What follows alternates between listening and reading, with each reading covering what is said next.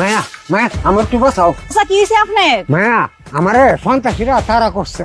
আচ্ছা চাচা ঠিক আছে, আপনি ঘরের পিছনে লুকান, বাকিটা আমি দেখতেছি। ঠিক আছে আমি পলাই। এই এদিকে একটা লুক আসছিল সাদা পাঞ্জাবি পরা, একটা ব্যাগ হাতে। না এনে তো কোনো মুরব্বী লোক আসে নাই, আর আপনি মুরব্বী লোক খুঁজেন কি লাগিয়া?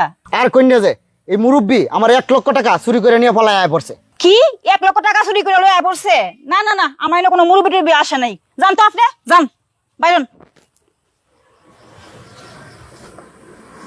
এই চাচা এদিকে আসেন তো। হ্যাঁ আপনি আমার ব্যাগ নিলেন কেন? এই একদম চুপ, চুরির আবার বড় গলা, দাঁড়া থাকেন এখানে। এই নে 20,000 টাকা, যা ভাগ। আমি 20,000 টাকা নাম কেন? আমার 1 লাখ টাকা। এটি নিয়ে যা, ভাগ না আমি নিতাম না, আমার 1 লাখ টাকা এনো। ভাগ ভাগ কইতেছি।